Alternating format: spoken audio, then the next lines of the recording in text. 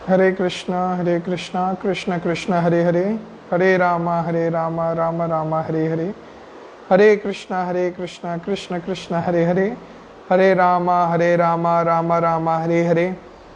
हरे कृष्णा कृष्ण कृष्ण हरे हरे, हरे रामा राम राम हरे हरे। हरे Krishna. Simply learn शास्त्र with Krishna Gaurdas में आप सभी को स्वागत है। तो इस पवित्र पुरुषोत्तम महीने में हम जिस विषय के ऊपर चर्चा कर रहे थे वो है कि हमारा श्री श्री चौरा गगन्नम पुरुषाष्टकम।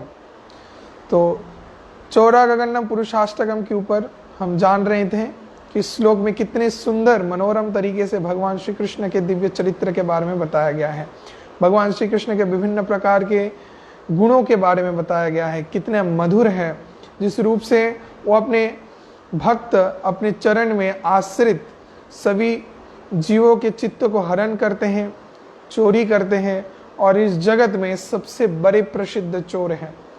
तो भगवान जो कि इस सर्वोत्तम सृष्टि चराचर के परम नियंत्रा हैं, परम ब्रह्म हैं, आदि पुरुष हैं, वो कैसे चोरी करते हैं और उनका ये चोरी कैसे सबसे ज्यादा मनोरम और सबसे ज्यादा भक्तों के लिए प्रिय होता है, इस रहस्य तत्व के ऊपर हम चर्चा कर रहे थे।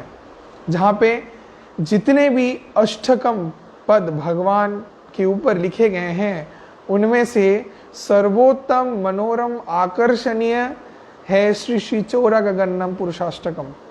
अब इस प्रार्थना में कैसे भगवान श्री कृष्ण के दिव्य गुण को वर्णन किया गया है, जो कि एक चोर के रूप से सबके विभिन्न प्रकार के प्रिय वस्तु को हरण कर रहे हैं, चोरी कर रहे हैं। तो इस बारे में आज हम जानेंगे हमारे इस चौरा गगन्नम पुरुषाष्टकम के वर्णन में। तो इसके पहले हम चर्चा कर चुके हैं चौरा गगन्नम पुरुषाष्टकम के श्लोक नंबर 1। आज हम चर्चा करने वाले हैं चौरा गगन्नम पुरुषाष्टकम के श्लोक नंबर 2 को। तो जुड़े रहिए मेरे साथ आज, और बहुत ही सुंदर इस श्लोक का वर्णन हम आज आप सभी को करने का प्रयास करेंगे। तो इसके पहले हम श्लोक में प्रवेश करें। सर्वोत्तम हमको श्री परमाराध्य गुरुदेव जगत गुरु श्रील प्रभुपाद गुरु परंपरा जो कि कृष्ण से आ रहे हैं, उनकी कृपा का जरूरत है, क्योंकि बिना गुरु के कृपा से हम कभी भी भगवान को प्राप्त नहीं कर सकते, भगवत प्रेम को प्राप्त नहीं कर सकते और सर्वोपरि भगवान के उस दिव्य प्रेममय नित्य संपर्क को जान नहीं सकते। तो चलिए इसका शुरुआत करते हैं। पहले हम प्रवेश करते हैं मंगलाचरण में। मंगलाचरण होता है ऑस्पिशियस इन्वोकेशन, जिसमें हम अपने गुरुदेव को प्रणाम निवेदन करते हैं, अपने गुरु परंपरा को प्रणाम निवेदन करते हैं और उनके द्वारा सर्वोपरि परम आराध्या श्रीमती राधा रानी, भगवान श्री कृष्ण, अष्टसखी गोपीगण, ब्रजवासी और सबके आशीर्वाद को प्राप्त करते हुए फिर हम भगवान के दिव्य कथा को सुनने का प्रयास करेंगे या फिर व्यक्त करने का प्रयास करेंगे। तो चलिए शुरू करते हैं मंगलाचरण। ओम अज्ञानतिमिरान्धस्य ज्ञानाञ्जनः शलाकया चक्षुरुन्मीलितं येन तस्मै श्री गुरुवे नमः। श्री चैतन्य मनोवृष्टं स्थापितं येन भूतले स्वयं रूप कदा मह्यं ददाति पदान्तिकम्। वन्देऽहं श्रीगुरो श्रीयुतपदकमलं श्रीगुरून् वैष्णवांश्च श्रीरूपं साग्रजातं सहगण रघुनाथान्वितं त्वं स्वजीवं स्वाद्वैतं स्ववधूतपरिजनसहितं श्रीकृष्ण चैतन्य देवं श्री श्री राधा कृष्ण पादान् सहगण ललिता श्री विशाखान्वितांश्च। हे कृष्ण करुणा सिंधु दीनबंधु जगतपते गोपेशु गोपिका कांत राधा कांत नमस्तुते। तप्त कांचन गौरांगी श्री राधे वृंदावनेश्वरी वृषभानुसुते देवी प्रणमामि हरिप्रिय। जय श्रीलांचल निवासाय नित्याय परमात्मने बलभद्र सुभद्राभ्यां श्री जगन्नाथाय ते नमः। जय आनंदमय लीला विग्रहाय हेमांग्य दिव्य छवि सुंदराय तस्मै श्री महाप्रेम रसप्रदाय चैतन्य चंद्राय नमो नमस्ते। श्री नित्यानंद नमस्तुभ्यं प्रेमानंद प्रदायिने कलो कल्मषनाशाय श्री जाह्नवा प्रतये नमः। जय श्री पंचतत्वात् त्वं कृष्ण भक्त रूप स्वरूपकम भक्तावतार भक्ताख्यं नमामि भक्त शक्तिकम। जय श्री कृष्ण चैतन्य प्रभु नित्यानंद श्री अद्वैत गदाधर शिवासादि गौर भक्त वृंदा। हरे कृष्ण कृष्ण कृष्ण हरे हरे, हरे राम राम राम हरे हरे। हरे कृष्ण। जय श्री कृष्णचंद्र भगवान की जय। श्रीमती राधा रानी की जय। जय श्री चौरागणम पुरुषाष्टकम की जय। ब्रजभूमि वृंदावन धाम की जय। हरे कृष्णा। तो चलिए शुरुआत करते हैं आज हमारे इस कथा को, जहाँ पे हम श्रवण करने वाले हैं श्री श्री चौरागणम पुरुषाष्टकम, इस प्रार्थना के दूसरे श्लोक के बारे में। तो देखते हैं इस दूसरे श्लोक में क्या बताया गया है। दूसरे श्लोक में बताया गया है कि दूसरे श्लोक जो कि वर्णन करता है भगवान श्री कृष्ण के अंतरंग प्रियतमा श्रीमती राधा रानी को। अब राधा रानी कौन है? राधा रानी भगवान श्री कृष्ण के अभ्यंतरीण हृदय के अंदर स्थित मूर्तिमान शक्ति का प्रकाश है। कृष्ण अंतरंग प्रेम शिरोमणि श्रीमती राधा ठाकुरानी। तो राधा रानी भगवान श्री कृष्ण के प्रेम का प्रकाश है। तो राधा रानी का गुण कीर्तन कर रहे हैं आचार्य दूसरे श्लोक से। पहले श्लोक में क्या बताया गया है कि ब्रजे प्रसिद्धम नवनीत चोरम, जो ब्रज में सबसे ज्यादा प्रसिद्ध है नवनीत चोर, जो क्या करते हैं? माखन चोरी करते हैं और ब्रज में प्रसिद्ध होते हैं। और फिर गोपांग नागन दुकूल चोरम, गोपीगण का वस्त्र चोरी करते हैं, गोपीगण का दुकूल को चोरी करते हैं, उनके मन को हरण करते हैं, उनके हृदय को हरण करते हैं, उनको आकर्षित करते हैं बारंबार अपने की ओर। गोपांग नागन दुकूल चोरम अनेक जन्मार्जित पाप चोरम, और जो कि अपने चरण में आश्रित सभी भक्तों के दुकूल को चोरी कर लेते हैं, उनसे सब कुछ हरण कर लेते हैं। अनेक जन्मार्जित पाप चरम, उनका एक जन्म का नहीं बहुत सारे जन्म का पाप को वो हरण कर लेते हैं। चौरा गगनम पुरुषम नमामि, उस पुरुष परम ब्रह्म भगवान को हम बारंबार प्रणति निवेदन करते हैं। तो वो कौन है? वो है हमारे परम ब्रह्म भगवान श्री कृष्ण। तो अभी बताया जा रहा है श्रीमती राधा रानी के बारे में। श्री राधिकायश्च हृदयश्च चोरम। तो दूसरे श्लोक में चौरागणम पुरुषाष्टकम के पहले लाइन में बताया गया है श्री राधिकायश्च हृदयश्च चोरम, जो कि श्रीमती राधा रानी के हृदय को चोरी करते हैं। नवाम बुधो श्यामलम कांति चोरम। उसके बाद लाइन में बताया गया दूसरे लाइन में कि जो कि नवघन मेघ के रंग को वर्ण को चोरी कर लेते हैं। तो पहले लाइन में दूसरे श्लोक में श्री राधिकायस्य हृदयस्य चोरम, श्रीमती राधा रानी के हृदय को जो चोरी कर लिए हैं, अर्थात श्रीमती राधा रानी से विभिन्न प्रकार के नित्य लीलाओं को प्रदर्शित करके उनके मन को हरण करते हैं, जो वो हैं साक्षात परम ब्रह्म भगवान श्री कृष्ण। अब श्री राधिकायस्य हृदयस्य चोरम के कृष्ण में ऐसे गुण हैं जिससे जो भी उनके आश्रित होते हैं उनके सभी चीजों को चोरी कर लेते हैं, जो भी उनका प्रिय होता है। अब जब कोई भगवान के शरणागत हो रहा है, निश्चित रूप से भगवान की कृपा से भगवान धीरे धीरे उसका सब कुछ चोरी कर लेंगे। क्योंकि जब व्यक्ति खुद को पूर्ण रूप से भगवान के चरण में खुद को समर्पित करता है, तब भगवान उसको अपना बना लेते हैं। और आप अपना तभी हो सकते हैं जब जागतिक जो भी आपका आसक्ति है सबको आप पूर्ण रूप से त्याग करके किसी के पास खुद को फुल्ली सरेंडर कर दें। तो जब एक भक्त खुद को भगवान के चरण में पूर्ण रूप से आश्रित कर देता है तो तब भगवान उसको अपना बना लेते हैं और उससे जुड़े हुए जो कुछ भी चीज रहता है सब कुछ हटा देते हैं। तो श्रीमती राधा रानी, तो राधा रानी के हृदय में सिर्फ और सिर्फ कृष्ण के प्रति प्रेम है और कुछ नहीं है, सिर्फ कृष्ण के प्रति प्रबल प्रेम, और इस प्रेम के ही वशीभूत हैं भगवान श्री कृष्ण। अब कृष्ण राधा रानी के हृदय में जो कृष्ण के प्रति चरम आकर्षण है उस आकर्षण के वशीभूत हैं। तो जिसके कारण वो प्रयास करते हैं कि कैसे राधा रानी को आकर्षित किया जाए और राधा रानी प्रयास में रहती है कि कैसे कृष्ण को आकर्षित किया जाए। तो ऐसे दोनों एक दूसरे के लिए विभिन्न प्रकार के अद्भुत लीला को संपादित करते हैं।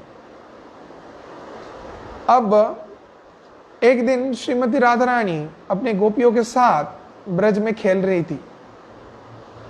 तो उस समय नंदनंदन श्री कृष्ण मनी मन बहुत दूर से राधा रानी को दर्शन कर रहे थे और चाह रहे थे कि राधा रानी को दर्शन करके राधा रानी के पास जाना, क्योंकि राधा रानी को जब भी कृष्ण दर्शन करते थे देखते थे कि राधा रानी अपने गोपियों के साथ खेल रही है और कृष्ण के पास ज्यादा राधा रानी नहीं जाती थी। तब कृष्ण सोचते थे कि गोपीगण कितने भाग्यशाली हैं कि इनको संग मिल रहा है श्रीमती राधा रानी का, लेकिन हम जब भी राधा रानी से मिलना चाहते हैं तो राधा रानी हमारे पास नहीं आती है, ना ही हमसे मिलती है, ना ही हमको कृपा करती है। तो राधा रानी के साथ अगर संग करेंगे, उनको अगर दर्शन करेंगे, हाँ, तो कैसे करें? तो राधा रानी की कृपा को तो प्राप्त करना है। और राधा रानी के जो रूप सौंदर्य है ये पूरे वृंदावन में प्रसिद्ध है। तो उनसे सुंदर इस त्रिभुवन में कोई नहीं है, साक्षात लक्ष्मी देवी से भी सुंदर। तो राधा रानी के इस रूप सौंदर्य को देखने के लिए कृष्ण क्या किए, कृष्ण चुपके से एक स्थान में चले गए गोपन में और वहां पे जाके छुप गए और छुप के अपेक्षा कर रहे थे पेड़ के पीछे से कि राधा रानी जब भी सामने आएंगी तो राधा रानी को हम दर्शन करेंगे। अब राधा रानी अपने गोपियों के साथ बरसाने में खेल रही थी। अब वहां से खेलते खेलते ये लोग वृंदावन के एक वन के अंदर प्रवेश किया। वृंदावन में द्वादश वन है, निधि वन, निकुंज वन। तो ऐसे ही एक वन के अंदर राधा रानी प्रवेश की अपनी गोपियों के साथ और वहां पे कृष्ण एक पेड़ के पीछे छुपे हुए थे। कृष्ण अपेक्षा में थे कि जब भी इस पेड़ के पीछे राधा रानी छुपने आए, खेलने आए तो तभी हम उनको दर्शन करेंगे। अब जो हाइड एंड सीक गेम होता है, लुका छुपी गेम, वो उस समय में भी चलता था। तो राधा रानी अपने गोपियों के साथ खेल रही है।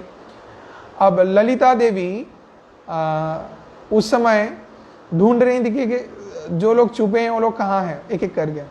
तो राधा रानी जाके एक कदम्ब वृक्ष के पीछे छुप गई और उस जगह में बहुत अंधेरा था, पूरा एकदम काला अंधेरा था और वहां पे ही साक्षात कृष्ण छुपे हुए थे। अब कृष्ण का शरीर का रंग है काला। कृष्ण का शरीर का रंग शास्त्र में बताया गया है, 5 प्रकार के कृष्ण के शरीर के रंग हैं। कृष्ण श्वेत वर्ण के हैं, कृष्ण रक्त वर्ण के हैं, कृष्ण काले हैं, कृष्ण गौर वर्ण के हैं और कृष्ण श्याम वर्ण के हैं। 5 वर्ण के कृष्ण हैं। तो श्रीमद् भागवतम में 10वें स्कंद में इसका वर्णन है। तो कृष्ण का जो काला रंग है, उस काले रंग से पेड़ के पीछे जो अंधेरा था वो पूरा एक साथ मिल गया। तो उस अंधेरे में कृष्ण दिखाई नहीं दे रहे थे और पेड़ के पीछे जाके राधा रानी छुप गई। अब छुपी हुई थी राधा रानी, अब अचानक से राधा रानी देखी, पीछे घूमते कि राधा रानी के पीछे बड़े बड़े दो आंख ऐसे सामने आ रहे हैं, और जिसको देख के राधा रानी तत्क्षणात जोर से डर गए, डर के चिल्लाने लगी। और वो और कोई नहीं तो साक्षात कृष्ण थे, जो कि राधा रानी को पास से देखने का प्रयास कर रहे थे। तो राधा रानी जोर से चिल्ला उठी, और राधा रानी के चिल्लाने से तत्क्षणात बाकी जितने भी गोपीगण थे सब गोपी वहां पे उपस्थित हो गई राधा रानी को बचाने की। क्या हुआ, अब जब सब बाकी गोपीगण आ गई तो नंदनंदन भगवान श्री कृष्ण तुरंत ही वहां से चले गए, क्योंकि वो सोचने लगे, चिंता करने लगे कि अगर बाकी गोपीगण हमको यहाँ पे राधा रानी के साथ देख ली तो सभी जाके राधा रानी के घर में बताएंगे कि राधा रानी चुपके से हमारे साथ तो खेलती है और चुपके से कृष्ण के साथ मिलती भी है, तो इसको अगर सुन ले तो घर के लोगों से राधा रानी को डांट मिलेगा। तो जिसके कारण कृष्ण वहां से चले गए, और कृष्ण कुछ दूर जाके अचेतन हो गए। अचेतन होके मतलब बेहोश होके गिर पड़े, राधा रानी के रूप सौंदर्य को चिंता करते हुए। तो कृष्ण पास से राधा रानी को जितना दर्शन किए थे, राधा रानी के उस रूप को, सौंदर्य को दर्शन करके कृष्ण मोहित हो गए। कृष्ण वहां ही जमुना के तट पे गिर पड़े। अब राधा रानी एक झलक देखी, देख के वहां से चली गई, वहां पे समय नहीं व्यक्त की। अब राधा रानी घर में तो गई, जाके राधा रानी खाना खा रही है, लेकिन मनी मन उनको चिंता हो रहा है कृष्ण का, कि कृष्ण को हम दर्शन तो दिए लेकिन हम इतने जोर से चिल्लाए, हाँ, इससे कृष्ण डर गए और जाके कृष्ण वहां पे बेहोश हो गए। तो हमको एक बार उनको देखना चाहिए था, उनको उठाना चाहिए था, उनको कुछ खिलाना चाहिए था, लेकिन हम कुछ नहीं किए। ना कि वैद्य को भी बुलाए, ना कि उनको डॉक्टर के पास में भी लेके गए, हाँ, वैद्य के पास लेके गए। तो राधा रानी मनी मन चिंता कर रही है अपने घर में रह के, अपने माता पिता के साथ, वृषभानुदेव और कृतिदा सुंदरी। तो तब राधा रानी अपने एक गोपी को बोली कि हे तुंग विद्या, तुम जाओ, जाके नंद भवन में नंद नंदन श्री कृष्ण कैसे हैं खबर लेके आओ। अब तुंग विद्या बोली क्यों, अचानक से आप कृष्ण के बारे में क्यों जानना चाह रही है। तब राधा रानी बोली कि नहीं, तुम जाओ, जाके खबर लो, शायद कृष्ण का तबीयत ठीक नहीं है। हाँ, कृष्ण को हम अचेतन होकर गिरे पड़े हुए हैं यमुना के तट पे देखें। तो इसको सुन के तुंग विद्या तुरंत गई और नंद भवन में प्रवेश करके माँ यशोदा को दर्शन की। तब माँ यशोदा जब तुंग विद्या को देखी तो तुरंत माँ यशोदा सोची कि अरे तुंग विद्या ये तो राधा रानी के गोपी हैं, तो उसको प्रणाम की और तुंग विद्या हाथ जोड़ के माँ यशोदा को वहाँ पे पंचांग प्रणाम किया। और फिर माँ यशोदा से पूछी, हे माँ यशोदा आप कैसी हैं। तो माँ यशोदा बोली, हाँ हम तो ठीक हैं, अचानक से तुम अपने स्थान से उतने दूर से यहाँ पे नंद भवन में आई हो, क्या बात है। तब वो गोपी तुंग विद्या बोली कि अच्छा आपका पुत्र कृष्ण कैसा है। तब माँ यशोदा बोली क्यों, अचानक से तुम कृष्ण के बारे में क्यों पूछ रही हो। तो बोली नहीं, आप लोगों का हाल चाल पूछने हम आए हैं, सभी कैसे हैं इसीलिए। तो बोले कि नहीं कृष्ण तो ठीक है, तुम कैसी हो। हाँ हम ठीक हैं। और तुम्हारे राधा रानी कैसी है। हाँ राधा रानी ठीक है। और बाकी ब्रज में सब कैसे हैं, आपके वहाँ पे सभी अच्छे हैं। तो ऐसे हाल चाल पूछ के तुंग विद्या तब बोली कि हे माँ हम एक बार दर्शन करना चाहते हैं कृष्ण को। तो बोली कृष्ण तो अभी भोजन कर रहे थे, तो जाओ जाके देखो। तो खिड़की से चुपके से तुंग विद्या दर्शन की के कृष्ण प्रसाद ग्रहण कर रहे हैं। तो देखने के बाद हाँ तुंग विद्या आके राधा रानी को बोली कि कृष्ण ठीक है, कृष्ण का तबीयत ठीक है, कृष्ण को कुछ नहीं हुआ है। हाँ, तो तब जाके राधा रानी के मन में शांति आया।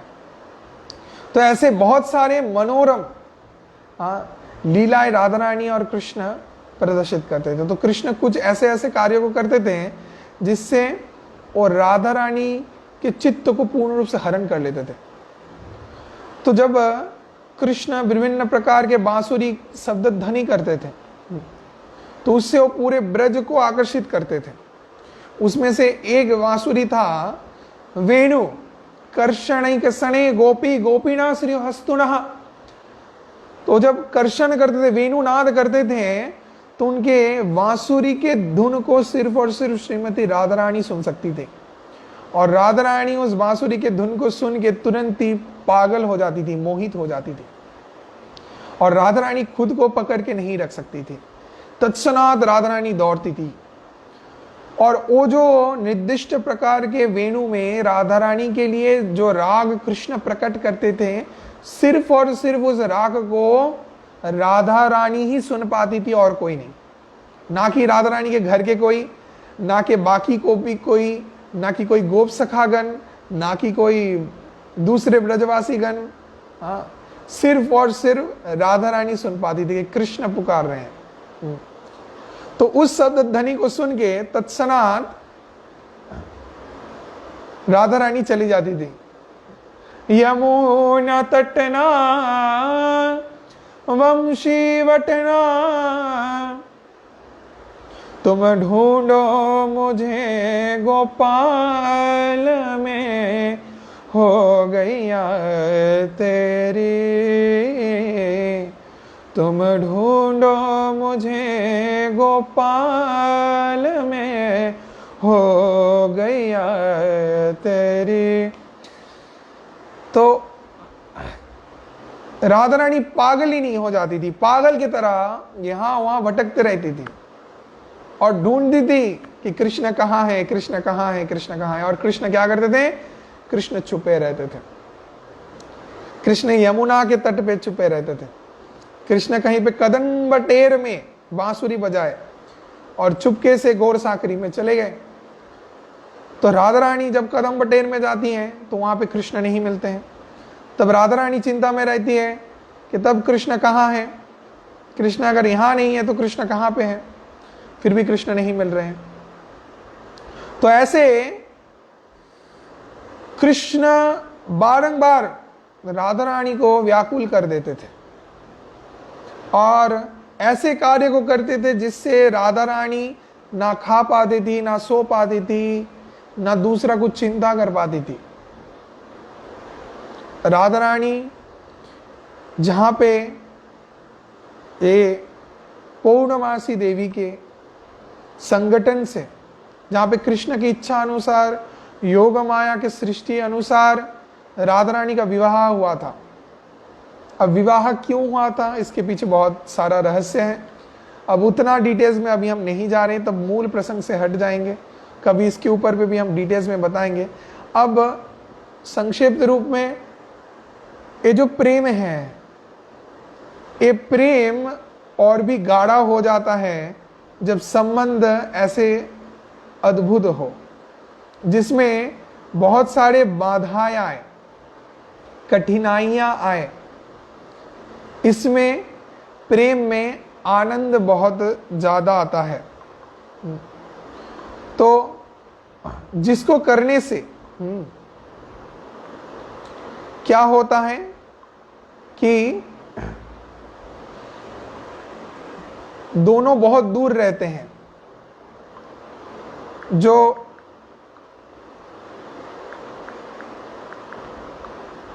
प्रिया और प्रियतम है, दोनों दूर दूर रहेंगे और दूर से एक दूसरे के विरह में पागल हो जाएंगे।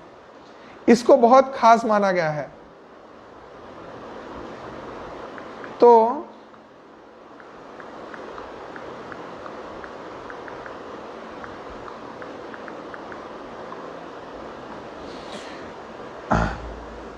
कृष्ण की इच्छा अनुसार ऐसा संगठन हुआ। अब कृष्ण परम ब्रह्म भगवान है, आदि पुरुष हैं, वो चाहे तो क्या ना कर सकते हैं उनकी इच्छा अनुसार। वो अगर चाहे तो राधा रानी के साथ ही विवाह कर सकते हैं, वो अगर चाहे तो राधा रानी को ही अपने पास रख सकते हैं। तब क्यों राधा रानी को दूर में बरसाना में रखें और खुद नंदगांव में रहते हैं? क्यों राधा रानी का विवाह हुआ और खुद यहाँ पे दूर में रहते हैं और चुपके से दोनों मिलते हैं? ये है प्रेम विवर्त भाव परज्ञा रस तत्व, जिसमें आनंद और भी चरम स्तर पे जाके पहुंचता है। एक सिंपल सोचिए कि कोई मूवी अगर हो रहा है, हीरो और हीरोइन का फर्स्ट सीन में मील हो गया, no villain, no tough situation, no twist, हाँ, नो क्लाइमैक्स सीन, कुछ नहीं है, हीरो हीरोइन दोनों मिल गए शुरू में ही। उस मूवी को कोई देखेगा? कोई नहीं देखेगा। उसमें कोई इंटरेस्ट रहेगा? कुछ नहीं रहेगा। कुछ खास बात रहेगा? कुछ भी नहीं रहेगा। सब चीज अगर ऐसे ही हो जाए तो वो खास नहीं रहता। उसको खास बनाने के लिए बाकी सिचुएशंस डाले जाते हैं, जिससे वो एक्साइटमेंट और बढ़ता है। तब उस लव को स्ट्रांगली कोई फील कर सकता है। तो ये जो बाधाएं हैं, समस्याएं हैं, जटिला कुटिला और भी जितने भी थे, सब क्यों आए?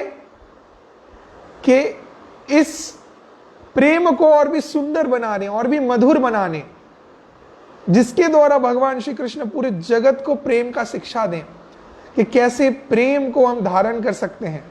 अब हमारे जीवन में भी सुख ऐसे ही नहीं आएगा। हमारे जीवन में बहुत सारे समस्याएं आएंगे, बाधाएं आएंगे, फिर भी हमको अपना प्रेम अटूट रखना है कृष्ण के साथ, भगवान के साथ, इस जगत के साथ भगवत प्रेम को अटूट रखना है, कभी भी छोड़ नहीं देना है। थोड़ा बहुत समस्या आ ही सकता है। अब ये शिक्षा है जो कि प्रदान करने भगवान इस लीला को संपादित किए। तो राधा रानी मिलने आ रही है, राधा रानी व्याकुल हो रही है। राधा रानी अपने घर के, अपने सास, अपने ननद, अपने पति को सेवा नहीं कर पा रही है, अपने परिवार के लोगों को सेवा नहीं कर पा रही है। चिंता करिए, कृष्ण कृष्ण कृष्ण कृष्ण कृष्ण कृष्ण पाहि माम, कृष्ण कृष्ण कृष्ण कृष्ण कृष्ण कृष्ण रक्षा माम। इस चिंता में व्याकुल है कि कृष्ण हमको रक्षा करो, तुम कहाँ हो, हम तुमसे मिलना चाहते हैं, हम तुम्हारे उस दुर्लभ रूप को दर्शन करना चाहते हैं। अपना चंदा समुखरादि खाए जा, मोर मुकुट वाले कुंगराली लट वाले, मोर मुकुट वाले कुंगराली लट वाले। तो मधुर चंद्रिमा जैसे अद्भुत सुंदर जिनका मुखमंडल है, तो उनसे बारंबार गोपीगण श्रीमती राधा रानी प्रार्थना करती हैं कि कृपा पूर्वक अपने सुंदर सा मुखमंडल हमको दिखा के जाओ, कि तुम्हारे उस मुखमंडल को दर्शन करने से ही हम जी रहे हैं। हम अपने प्राण वायु को धारण कर रहे हैं सिर्फ और सिर्फ तुम्हारे लिए, तुम्हारे बिन हम तो कुछ भी नहीं है। तो ये राधा रानी का भाव है, ये प्रेम है, जिस प्रेम के वशीभूत हैं भगवान श्री कृष्ण। कृष्ण प्रेममयी राधा, राधा प्रेममयो हरि, जीवनेन धने नित्यम, राधा कृष्ण गतिर्मम। कि कृष्ण प्रेममयी राधा, कृष्ण के प्रेम में पूर्ण रूप से डूबी है श्रीमती राधा रानी, और राधा प्रेममयो हरि, राधा रानी पूर्ण रूप से उस हरि सर्व पाप हरणकारी भगवान के प्रेम में डूबी हुई है। और कृष्ण सदा सर्वदा श्रीमती राधा रानी के प्रेम में डूबे, उनके चिंतन में व्याकुल है। जीवनेन धने नित्यम राधा कृष्ण गतिर्ममा, कि मेरा मूल गति, मेरा मूल मति कृष्ण और उन श्रीमती राधा रानी के प्रति हो, जो कि पूर्ण रूप से एक दूसरे के प्रेम में लिप्त है। राधा कृष्ण प्रणय विकृति अल्लादिनी शक्ति रस्मात, देहात्मना भुवि भुरा देह भेतौ गतौ तौ। दोनों एक आत्मा है, सिर्फ लीला को संपादित करने हेतु दोनों अलग देह को धारण कर चुके हैं। तो ये जो अद्भुत प्रेम विवर्त भाव है, इसको चरम स्तर पे देखा गया है, सर्वोत्तम श्रेष्ठ माना गया है शास्त्र में। तो श्रीमती राधिका देवी के चित्त को कृष्ण विभिन्न प्रकार के लीला करके बारंबार आकर्षित करते हैं। तो इस लीला तत्व को जब हम समझ पाएंगे तब हम श्रीमती राधा रानी के हृदय के अंदर कृष्ण के प्रति जो प्रेम है उस प्रेम को समझ पाएंगे। और अगर हम राधा रानी के कृष्ण के प्रति जो प्रेम है उसको समझ पाए तब पूर्ण रूप से हम भगवत भक्ति के मार्ग में उच्च स्तर में अधिष्ठित हो सकते हैं। अगर हमको समझना है कि कैसे कृष्ण को प्रेम किया जाता है, कैसे कृष्ण को प्राप्त करें, तब हमको समझना है कि कैसे राधा रानी कृष्ण को जीते थे। क्योंकि एकमात्र राधा रानी वो व्यक्ति है जो कृष्ण को हमको प्रदान कर सकती है। क्योंकि कृष्ण किनके संपत्ति हैं? राधा रानी के। जिसका जो संपत्ति है, मेरे पास बहुत ही मूल्यवान कोई वस्तु है, अगर आपको चाहिए तो आपको मेरे पास आना पड़ेगा, हमको पूछना पड़ेगा। अगर हम आपसे संतुष्ट हुए तब हम अपने प्रॉपर्टी को आपको देंगे। तो ऐसे ही भगवान श्री कृष्ण पर्सनल प्रॉपर्टी हैं एक जन के, श्रीमती राधा रानी के, और किसी के नहीं। बाकी इस दुनिया में तो सभी भक्त हैं, सभी भगवान को चाहते हैं। अब भगवान तो खुश हैं, भगवान अपने सभी भक्तों को कृपा करते, आशीर्वाद करते हैं, लेकिन भगवान खुद को दूसरे को तभी दे देते हैं, तभी अपना बना लेते हैं जिनके पास राधा रानी के हृदय में जो प्रेम है वैसा प्रेम हो। तब भगवान खुद को भी उनके पास बेच देते हैं, उनको दे देते हैं, अर्पण कर देते हैं।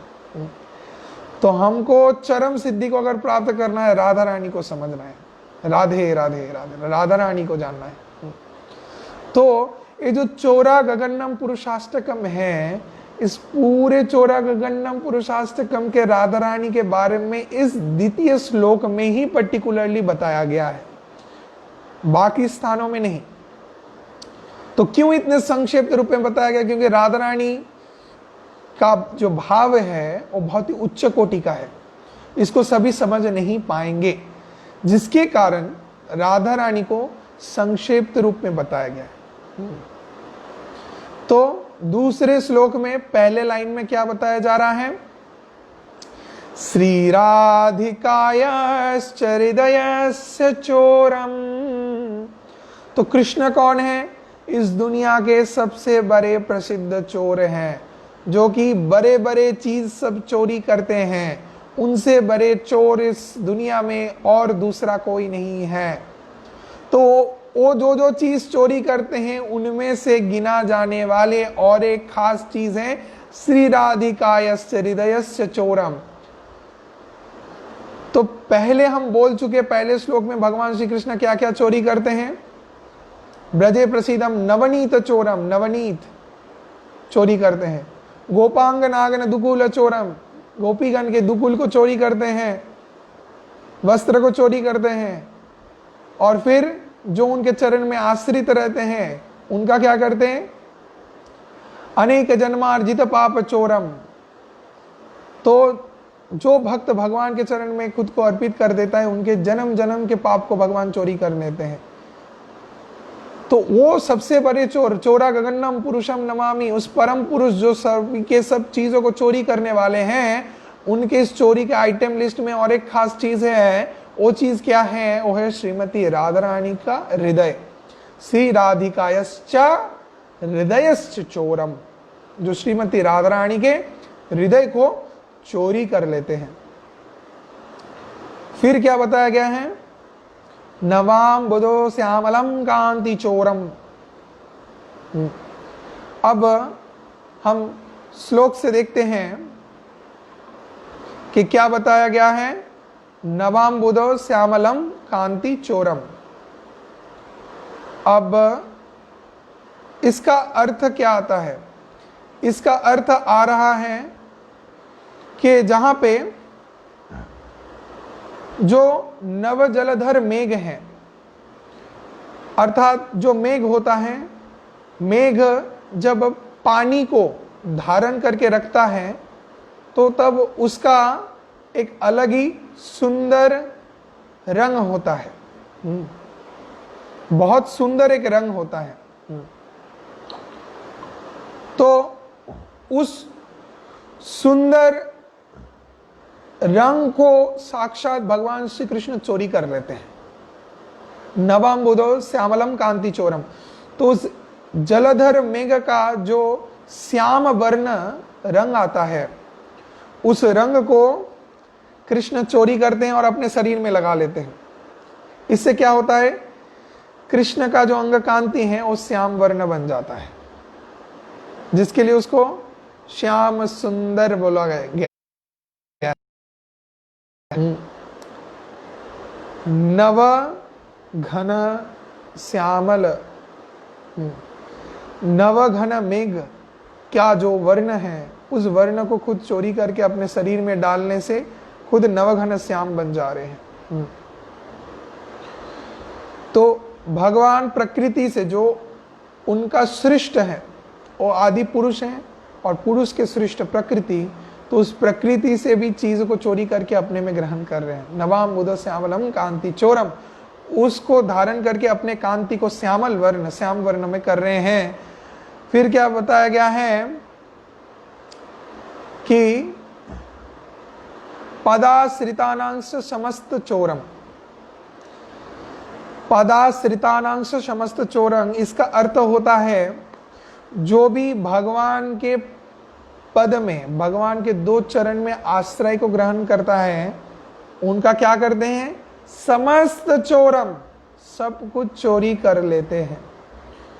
जो भी भगवान श्री कृष्ण के चरण में आश्रित होता है, भगवान श्री कृष्ण के नित्य सेवा में नियुक्त होता है, भगवान के प्रेममयी भक्ति में युक्त होता है, अपने हृदय से भगवान श्री कृष्ण को पूर्ण रूप से पूजा करता है, भगवान श्री कृष्ण के सेवा में खुद को नियोजित करता है, कृष्ण प्रेम में भाव विभोर होता है, कृष्ण क्या करते हैं, कृष्ण उस व्यक्ति का सब कुछ चोरी कर लेते हैं, सब चोरी कर लेते हैं, चोरी करके उनको पूरा खाली छोड़ देते हैं। जो भी कृष्ण का शुद्ध चित्त से श्रद्धा के साथ निष्ठा पूर्वक भक्ति करेगा, भगवान श्री कृष्ण उससे सब कुछ छीन लेंगे। सब कुछ छीनने का अर्थ है जो भी जागतिक सुख के पीछे वो दौड़ता है, सभी सुख उससे छीन लेंगे। उसका अगर बिजनेस बहुत खास चल रहा है तो उसका बिजनेस लॉस में जाएगा, उसका बिजनेस चौपट हो जाएगा। अगर वो किसी स्त्री को प्रेम करता है तो वो स्त्री चली जाएगी, संसार चला जाएगा। जो भी विषय, धन संपत्ति, लाभ, पूजा, प्रतिष्ठा, जो कुछ भी फेम उसको मिला था, सब कृष्ण तुरंत छीन लेंगे। जो भी कृष्ण को उस चरम स्तर पे अपने हृदय को अर्पित करके उनके चरण में पदाश्रित होगा, भगवान श्री कृष्ण उसको कृपा करते हैं। कृपा करके क्या करते हैं, उससे सब कुछ छीन लेते हैं। सभी जागतिक थोड़े बहुत जो छोटे छोटे सुख जिसको हम लोग मानते हैं, उसको छीन लेते हैं, और छीन के क्या करते हैं, उनको परम गति प्रदान करते हैं। अच्छा, चोरी तो कर लिए, चोरी कर ली, उसके बाद क्या होगा, हम तो पूरा खाली। फिर क्या, फिर भगवान खुद को उस व्यक्ति को दे देते हैं, अर्थात कृष्ण प्रेम उनको प्रदान करते हैं, खुद को उनको अर्पण कर देते हैं। तो ये कितना खास चीज है।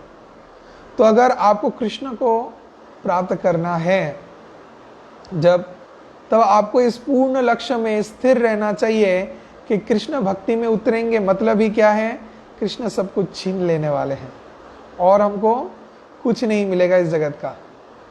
अगर वो कृष्ण के प्रति प्रेम 100% सॉलिड रहा तो, नहीं तो जगत का भी सुख भोग कर रहे हैं और थोड़ा बहुत भक्ति के नाम में नाचा कूदा कर रहे हैं, वो भक्ति नहीं होता है।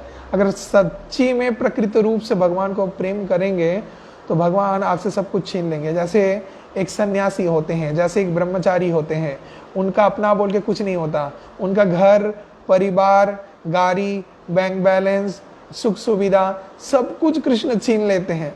वो जिस भी चीज को पसंद करते हैं, कृष्ण उसी चीज को उसके जीवन से हटा देते हैं। तो कृष्ण उनको कुछ नहीं देते हैं, सब उनसे हटा लेते हैं और देते हैं उनको सिर्फ एक चीज।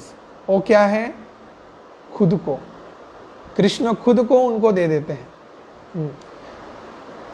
बोला जाता है क्या, जे करे आमार आस तार कोरी सर्वनाश। जो कृष्ण का आस करता है भगवान उसका सर्वनाश करते हैं। अब सर्वनाश किस अर्थ से समझना है? सर्वनाश अर्थ यहां है कि जब हमारे बिजनेस में लॉस हो रहा है तब तो हम क्या बोलते हैं, अरे मेरा सत्यानाश हो गया, सर्वनाश हो गया। अगर मेरे पास हाथ में पैसा नहीं है, सब चले जा रहा है, मतलब सर्वनाश, सत्यानाश। अगर हमारा रिलेशनशिप अच्छा नहीं चल रहा है मैरिज लाइफ में, तब सत्यानाश, सर्वनाश। अगर फेम है, पॉपुलैरिटी है, पॉपुलैरिटी फेम चले जा रहा है, मतलब क्या, सर्वनाश, सत्यानाश। तो उस हिसाब से जे करे आमारास तार कोरी सर्वनाश, तो जो कृष्ण के पीछे दौड़ते हैं कृष्ण उनका सर्वनाश कर देते हैं, अर्थात सभी प्रकार के जागतिक सुख उनसे हटा देते हैं। जो कि हमको बाह्यिक दृष्टि से दिखने में लग सकता है कि कृष्ण हमारा सर्वनाश कर दिए। और फिर क्या बताया गया, तोबू जे करे आमारास, मतलब जिस व्यक्ति से हम सभी प्रकार के जागतिक सुख को हटा दिए, सब सुख सुविधा लाभ पूजा प्रतिष्ठा हटा दिए, और सब हटने के बाद में भी अगर फिर भी इतने कष्ट को प्राप्त करके भी कोई मेरा नाम लेता है, मेरा आश्रित रहता है, तो बूझे करे आमार आस, उसके बाद में भी जो मेरा आस करता है, मेरा पूजा करता है, मेरा चिंतन करता है, मेरा नाम करता है, मेरा गुण कीर्तन करता है, मेरा प्रचार करता है, तब भगवान क्या करते हैं, तार होई आमी दासेरो दास। तो भगवान तब सिर्फ उस व्यक्ति का दास नहीं बनते, उस व्यक्ति के दास बन जाते हैं। हरि बोल। तो इतना श्रेष्ठ भाव है। तो जे करे आमारास तार कोरी सर्वनाश, तबु जे करे आमारास तार होई आमी दासारु दास। तो भगवान दास के भी दास बन जाएंगे। अगर हमारे जीवन में कष्ट आ रहे हैं, भक्ति में समस्याएं आ रहे हैं, और एक एक करके सब बाह्यिक चीज हट जा रहा है हमसे, तो ये जानिए कि आपके भले के लिए भगवान कुछ कर रहे हैं। तो भगवान कृपा कर रहे हैं आपको, और इससे आपका मंगल साधित होने वाला है, मतलब आप भक्ति के मार्ग में आगे बढ़ने वाले हैं। अगर बहुत ज्यादा लाभ पूजा प्रतिष्ठा मिल गया तो हम लोग कामुक हो जाएंगे, हम लोग आसक्त हो जाएंगे, और आसक्ति से इस जड़ जगत में ही पड़े रहेंगे। तब एक बार भी कृष्ण को नहीं पुकारेंगे। जब हमारा बहुत लाभ होता है, फायदा होता है, तब हम कृष्ण को नहीं पुकारते हैं, कृष्ण को बुलाते नहीं है। लेकिन जब दुख का घड़ी आए तब भगवान को बुलाते हैं बहुत, कि क्यों हमको इतना दुख दे रहे हो, क्यों इतना कष्ट दे रहे हो। हाँ, तो एक अद्भुत विषय है। हमको भगवान को हर समय स्मरण करना चाहिए, हर अवस्था में स्मरण करना चाहिए, ना कि उनसे मांगना है। सिर्फ निस्वार्थ रूप से अहेतु की अप्रतिहता यत्मा सुप्रसिद्धति, अहेतु की अप्रतिहता प्रेम करना है कृष्ण से, तब जाके काम बनेगा, नहीं तो काम नहीं होगा। कृष्ण के प्रति जो प्रेम रखना है, अहेतु की अप्रतिहता ये आत्मा सुप्रसिद्धति। तो पदाश्रितानांश समस्त चोरम, जो भगवान श्री कृष्ण के पद के चरण के आश्रित बनेंगे, उनका सब कुछ कृष्ण चोरी कर लेंगे, उनका कुछ नहीं रखेंगे। हम लोग जितना भी देखेंगे लीलाओं में भगवान के, हमारे शास्त्रों में वर्णन है, जैसे कि भक्त प्रहलाद महाराज जब भगवान के आश्रित हुए, हाँ, भगवान के नाम ले रहे हैं, तो उनका पिता शत्रु बने। उनका पिता चाह रहे थे कि तुम हिरण्यकशिपु की जय बोलो, मेरा जय जयकार करो, ना कि मेरे शत्रु विष्णु का। और प्रहलाद महाराज जब भी विष्णु का नाम का जय जयकार कर रहे थे, तब क्या हुआ, शत्रु बन गए, कौन? अपने पिता ही अपना शत्रु बन गए और अपना पिता प्रहलाद महाराज को बारंबार मारने का प्रयास करने लगे, उनको हत्या करने का प्रयास करने लगे, विभिन्न प्रकार के प्रयास किए। तो ऐसे हम एक नहीं बहुत सारे लीला को दर्शन कर सकते हैं। अब प्रहलाद महाराज से भगवान सब कुछ छीन लिए, सब हटा दिए और इतने कठिन कठिन परिस्थितियां प्रहलाद महाराज के जीवन में दिए कि जहां पे प्रहलाद महाराज सिर्फ और सिर्फ पुकारते थे तो किसको? ओम नमो भगवते वासुदेवाय, उस वासुदेव भगवान को स्मरण करते थे, सिर्फ कृष्ण को और किसी को नहीं। गजेंद्र मोक्ष लीला में हम देखते हैं, गजेंद्र जो हाथी था उसके पास कुछ नहीं रहा, अंतिम अवस्था में सिर्फ हे गोविंद राखो शरण, हे गोविंद राखो शरण, अब तो जीवन हारे, अब तो जीवन हारे, हे गोविंद राखो शरण, हे गोविंद राखो शरण, कि हे गोविंद अब तो जीवन एकमात्र भरोसा आप है, तो आप बचाओ, आप रक्षा करो। तो यही प्रार्थना है सिर्फ और सिर्फ। तो हम जीवन में सब कुछ हार जाएंगे, अंतिम में हमको सब कुछ छोड़ना पड़ेगा। जब मृत्यु का घड़ी आएगा, मृत्यु का समय आएगा, हमसे सब कुछ छीन लिया जाएगा।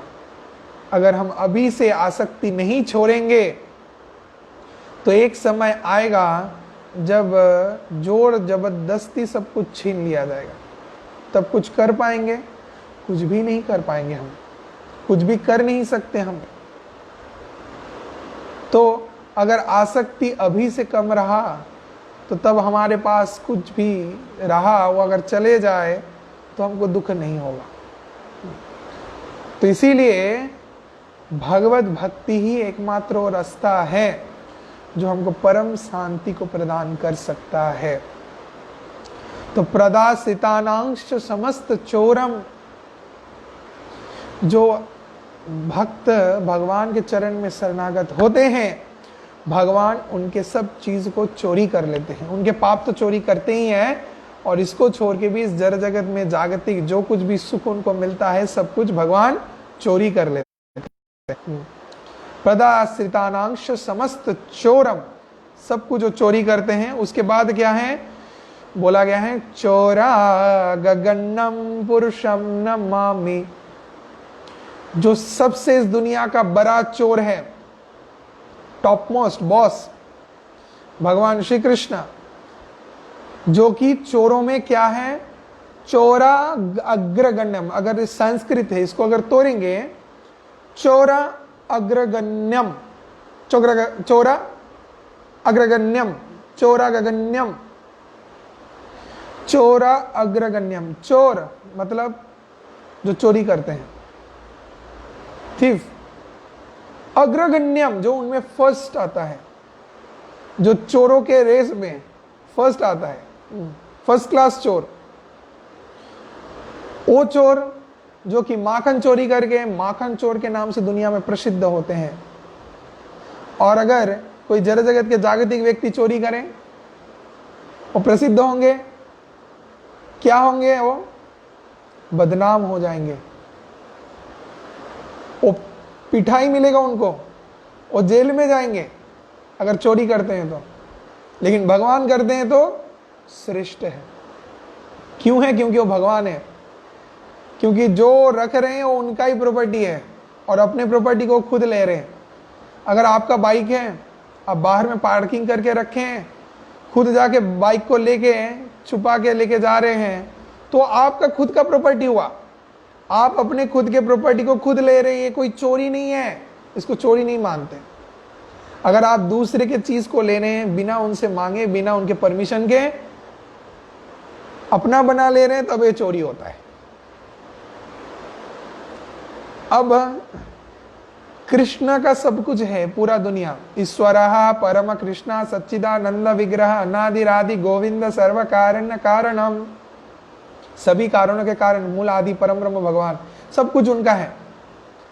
अब वो अपने चीज को ले रहे हैं, there is nothing wrong, but जो चीज इस जगत में हमारा नहीं है, हमने सृष्टि नहीं किया है, दूसरे का घर है, उसके पैसे से बनाया हुआ है, मेरा नहीं है, हम जाके ले रहे, तो ये क्या हो गया? ये हो गया चोरी। उनका संपत्ति हम ले रहे हैं, हो गया चोरी। तो हम करेंगे तो हमको पिटाई मिलेगा, अगर हम खुद को भगवान सोचे तो।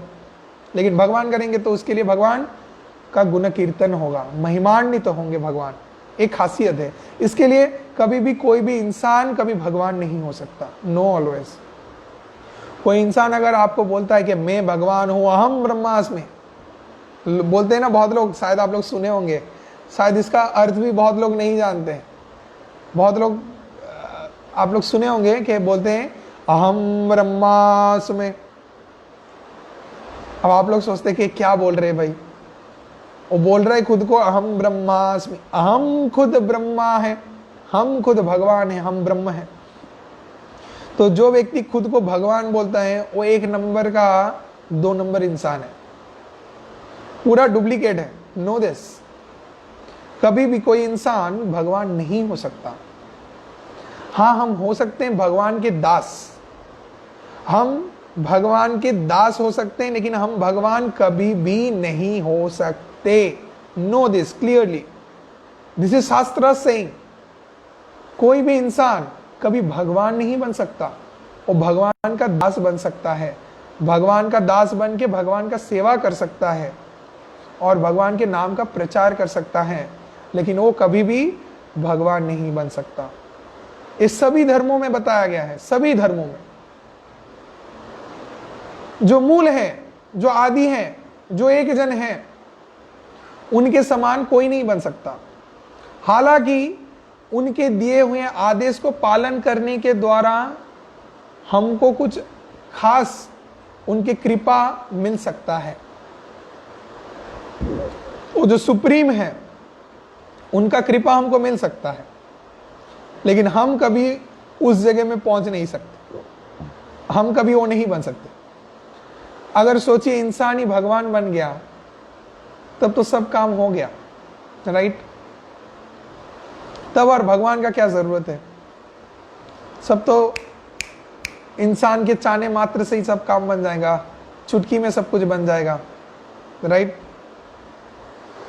तो हम सभी भगवान के दास हैं। जगत गुरु श्रीला प्रभुपाद भी इस चीज को ही बताते थे। हालांकि गुरु को भगवान के रूप से ही माना जाता है, भगवान के जैसे ही गुरु को भी प्रणाम किया जाता है, गुरु का भी गुरु पूजा होता है, गुरु का भी चरण बंदन होता है, गुरु को भी उच्च कोटि के स्थान में देखा जाता है। उतना ही श्रद्धा किया जाता है जितना कृष्ण को श्रद्धा किया जाता हो, क्योंकि गुरु कृष्ण को हमारे जीवन में हमको प्रदान करते हैं, जिसके लिए हम लोग गुरु के चरण में बहुत ही कृतज्ञ रहते हैं, ग्रेटफुल रहते हैं। तो श्रद्धा करना दैट इज ओके, पर गुरु कभी खुद को बोल नहीं सकता कि आई एम भगवान। अगर बोलता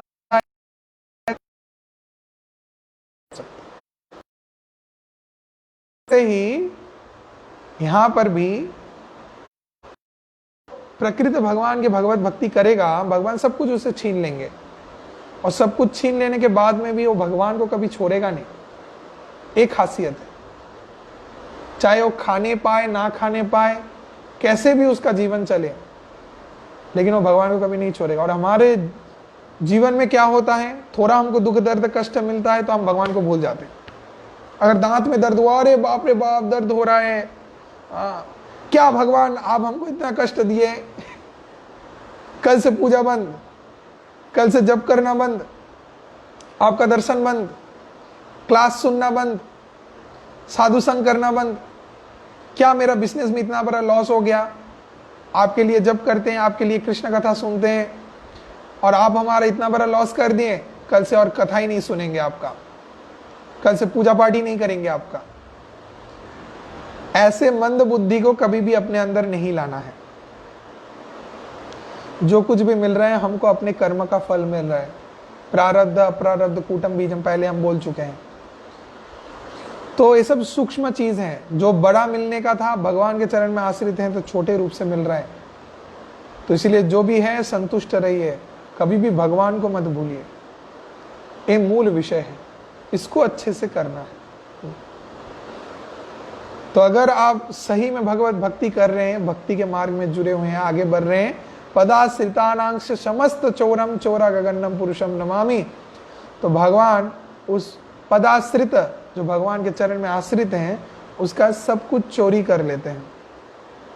चोरा गगन्नम पुरुषम नमामि, उस चोरा गगन्य भगवान को जो पुरुषोत्तम है, आदि हैं, आदि परम ब्रह्म भगवान होके भी वो सबके सब चीज़ों को चोरी करते हैं, उनको हम बारंबार प्रणाम निवेदन करते हैं, प्रणति निवेदन करते हैं। अब 3 नंबर श्लोक को भी एक बार देख लेते हैं। 3 नंबर श्लोक में क्या बताया गया है? अकिंचन कृत पदाश्रितं या करोति वृक्षो प्रतिगृहहीनम्। अब यहाँ पे तो और भी खास चीज बताया गया है। अब अच्छे से सुनिए, इसको समझना पड़ेगा आपको। बात क्या है कि अकिंचन कृत पदाश्रितं वा, तो जो भी भक्त भगवान श्री कृष्ण के भगवत भक्ति में पूर्ण रूप से निमग्न हो जाते हैं, उनका क्या करते हैं भगवान? कृष्ण का खासियत है, क्या खासियत है? उनको अकिंचन कर देते हैं। उनका धन संपत्ति पैसा कुछ नहीं रहता, सब हटा देते हैं। हाँ, फिर क्या बता रहे हैं? अकिंचन कृत पदाश्रितं या, जो आपके पद के चरण के आश्रित होते हैं उसका क्या करते हैं?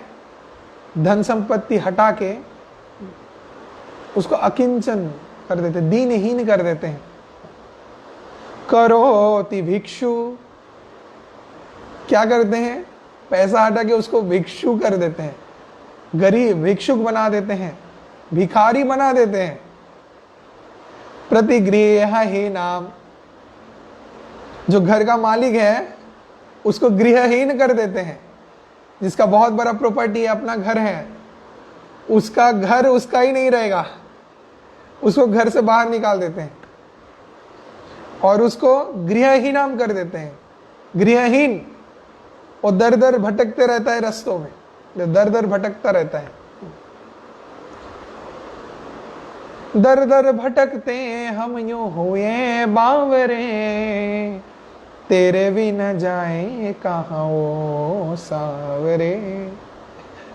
तो भगवान दर दर भटकाते हैं उस व्यक्ति को जो उनमें अपने मन को लगा ले, उनके चरण में अपने मन को लगा ले, और घर से निकाल देंगे, उनका कुछ नहीं रखेंगे, कुछ भी नहीं रखेंगे। अकिंचन कृत पदाश्रितं या करोति भिक्षु प्रतिगृहहीनम्। तो घर के मालिक को गृहहीन करके दर दर रास्ते में पथिक बना देंगे, जिसको बोला जाता है भवगुरे, जिसका कोई निर्दिष्ट स्थान नहीं रहे तो उसको घुमाते हैं। अब देखिए, बात सच है, सही है, लेकिन समझने में हमारा कहीं पे गड़बड़ है। हम लोग इस जड़ जगत में आए हैं, कुछ समय तक रहेंगे, उसके बाद चले जाएंगे। लेकिन प्रॉब्लम हमारा कहाँ है कि यहाँ पे आके हम इस जगह को अपना परमानेंट प्लेस सोच लेते हैं। हालांकि ये प्रभुपाद बोल रहे हैं कि this material world is the aliens space for us. एक एलियन स्पेस है ये जो जगह है, ये हमारे लिए दूसरा जगह है ऐसा जो कि हमसे बिलोंग नहीं करता। This place is alien space, you know. Alien मतलब जो कि अपना नहीं है, बाहर से आके यहाँ पे रह रहे हैं। हमारे लिए एक अद्भुत स्थान है, दूसरा जगह है, लेकिन फिर भी हम यहाँ पे आके इस जगह को अपना बना लिया। My own place, not alien place, my own place. गलती यहाँ पे आए हैं, कुछ दिन रहेंगे, उसके बाद 4 दिन की जिंदगी, फिर छोड़ के इस जगह को चले जाना है, लेकिन इसको परमानेंट बना ले रहे हैं। अपना घर, अपना गाड़ी, अपना परिवार, अपने बीवी, अपने बच्चे, अपना बिजनेस, ये जो अहंकार, इसको बोलते हैं आमी आमित्यो, मैं और मेरा। ये जो अहंकार है, ये अपना जो बना ले रहे हैं, यहाँ पे प्रॉब्लम है। इसको ठीक करना पड़ेगा। इसके लिए ही हमको ज्यादा से ज्यादा कष्ट मिल रहा है। अब अगर हम प्रकृत रूप से कृष्ण प्रेम, कृष्ण भक्ति करेंगे तो भगवान हमको यथार्थ शिक्षा दे देते हैं इस रूप से कि ये जगह तुम्हारा नहीं है। तब हमको इस जड़ जगत में, अपने संसार में, अपने परिवार में, अपनी प्रियजन सज्जन से हमको कष्ट मिलने लगता है। जितना ज्यादा हमको कष्ट मिलता है, उतना ज्यादा ही इस जगह को हम छोड़ने का चिंता करते हैं। हे प्रभु हमको उठा ले, हे प्रभु हमको बचा। ये जो प्रार्थना हम करते हैं, हमको रियलाइजेशन आ जाते हैं अपने अंदर कि दुनिया हमारा नहीं है, हम कुछ दिन के मेहमान हैं। तो सब मोह माया है, ये समझ रहा है। इस समझने का बुद्धि तब चले आता है। अगर नहीं आए तो अंतिम में भगवान सब छीन लेंगे, जब तब वो बुद्धि आएगा। तो ये जो बात श्लोक में बताया गया है, अकिंचन कृत प्रदासितं वा करोति भिक्षु प्रतिगृहहीनाम, यहाँ पे कहीं पे कुछ गलत नहीं है। जो घर हमारा है ही नहीं, उसको कैसे हम अपना बोल सकते हैं? अब ये जड़ जगत हमारा है नहीं, हम कुछ दिन के लिए यहाँ पे भाड़ा में आए हैं, और भाड़े में घर में आके हम बोल रहे हैं मेरा घर है। तो गलत कौन है? आप हैं, भगवान है? भगवान जो बोल रहे हैं एकदम करेक्ट है। गलत तो हम हैं कि हम भाड़े के घर को अपना घर बोल रहे हैं, अपना प्रॉपर्टी बोल रहे हैं। ये तो गलत है। हमको त्याग करना है इसको, इस चीज को। हाँ, ये जो हम अपना मान रहे हैं, यहां पे प्रॉब्लम है। तो जो मेरा है ही नहीं, उसको हम कैसे अपना बोल सकते हैं? जो कुछ भी मिला है भगवान के दिया हुआ है। अगर हम अपना बोलते, मेरा बोलते हैं, तो ये गलत है। अगर आप टिकट बना के मेट्रो में चल रहे हैं, कुछ देर तक मेट्रो में बैठेंगे, उसके बाद जब आपका जगह आएगा, आप मेट्रो से उतर जाएंगे, तो अगर आप मेट्रो में बैठ के बोलते हैं मेट्रो का टिकट हम बनाए, मतलब ये मेट्रो मेरा है, तो ऐसा कौन बोल सकता है? मूर्ख पागल व्यक्ति ही बोल सकता है। तो हम लोग बोलते हैं अपना घर, अपना बीवी, अपने बच्चे, अपना परिवार, अपना बिजनेस, अपना गाड़ी। तो मूर्ख है व्यक्ति, पागल है, इसी कारण बोल रहे हैं। मोह माया के अंदर में है, इसी कारण बोल रहे हैं। अगर प्रकृति के नियम अनुसार वो चल रहा है, अगर भगवान के अधीन रहेगा, भगवान की कृपा से इस प्रकृति के ऊर्ध्व आत्म तत्व के विषय में आएगा, तब निश्चित रूप से समझ पाएगा कि हम जो बोल रहे हैं हम गलत बोल रहे हैं।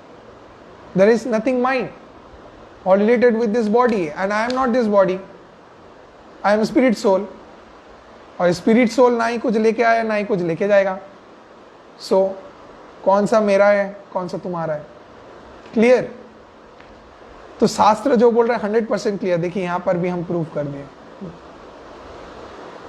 तो जो चीज हमारा नहीं है, उस चीज को समझाने के लिए भगवान लीला करते हैं।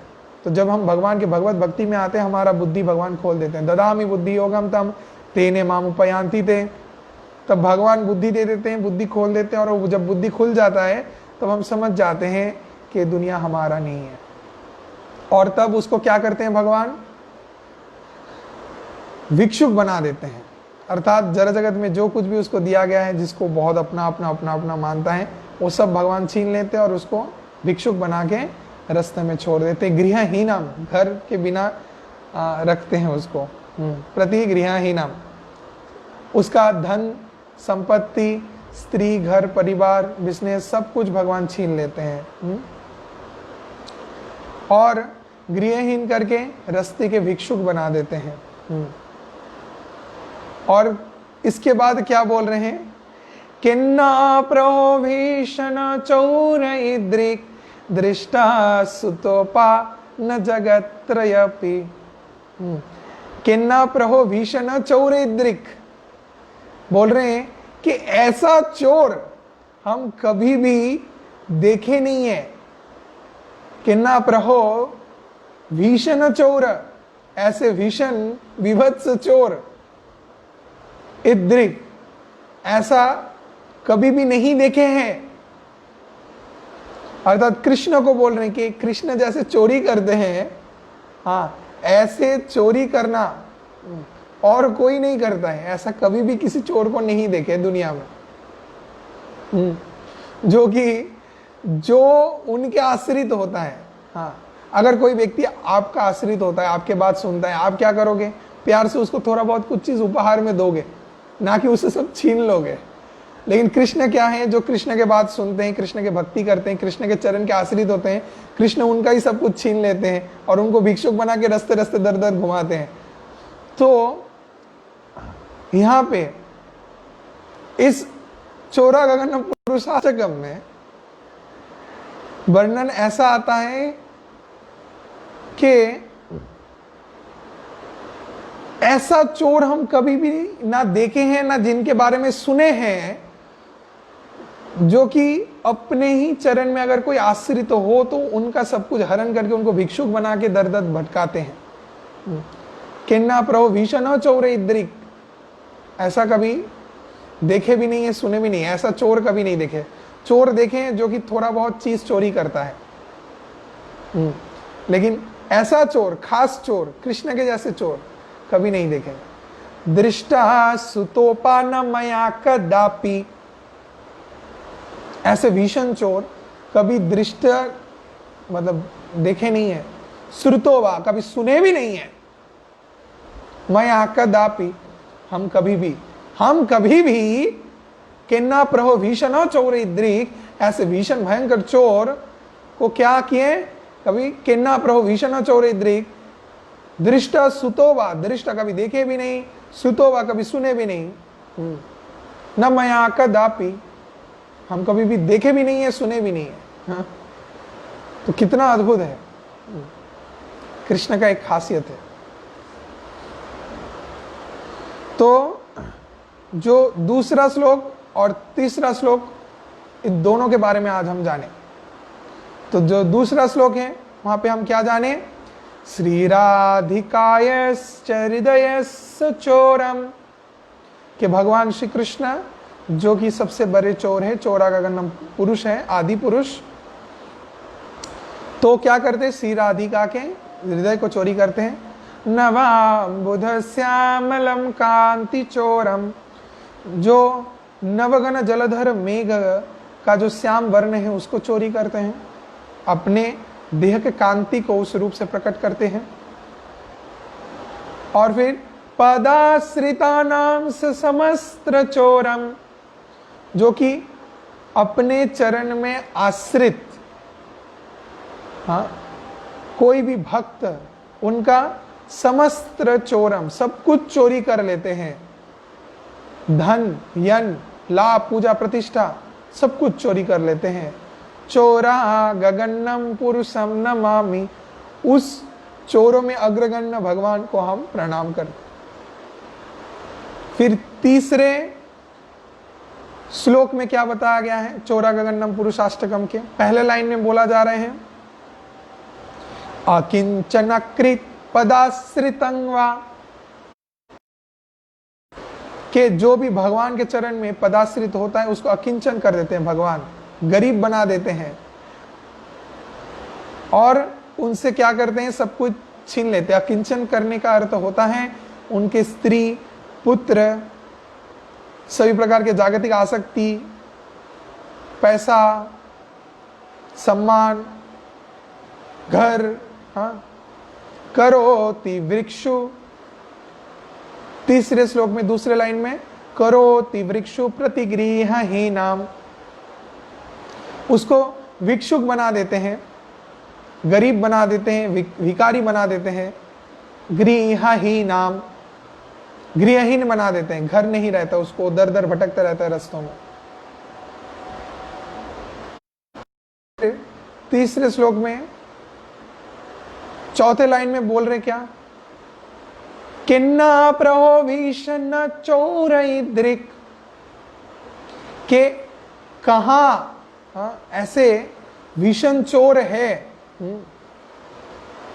दृष्ट श्रुतो बा न जगत्रयोपि, इस पूरे जगत में कभी भी ऐसे अद्भुत भीषण चोर को ना हम दर्शन किए हैं, ना हम कभी सुने हैं इनके बाद। जगत्रयपि, ये कहाँ पे ऐसे चोर मिलते हैं, कहाँ पे ऐसा चोर कोई चोरी करता है, ना ही उसको देखे ना उनके बारे में सुने। इतना सुंदर, इतना मनोरम वर्णन है भगवान श्री कृष्ण के दिव्य लीलाओं के बारे में। तो आज हम श्री श्री चौरा गगनम पुरुषाष्टकम के दूसरे और तीसरे श्लोक के बारे में जाने। इसके बाद और भी बाकी इस अष्टकम के श्लोकों के बारे में हम आप सभी को बताएंगे। तो सभी को बहुत धन्यवाद मेरे साथ जुड़े रहने के लिए, और ऐसे कृष्ण कथा को श्रवण करते रहिए, हृदय में कृष्ण प्रेम को प्रकट कीजिए, और ज़्यादा से ज़्यादा भगवान के दिव्य नामों का जप कीजिए। इस अधिक पुरुषोत्तम मास में ब्राह्मणों को, वैष्णवों को दान ध्यान कीजिए, और रोज़ाना सुबह को भगवान का मंगल आरती कीजिए, और मेरे साथ ऐसे ही कृष्ण कथा को श्रवण करते रहें। सभी को बहुत धन्यवाद। जगत गुरु श्रील प्रभुपाद की जय, परमाराध्य गुरुदेव की जय। निताय गौर प्रेमानंदेर हरि हरि बोल। हरे कृष्णा।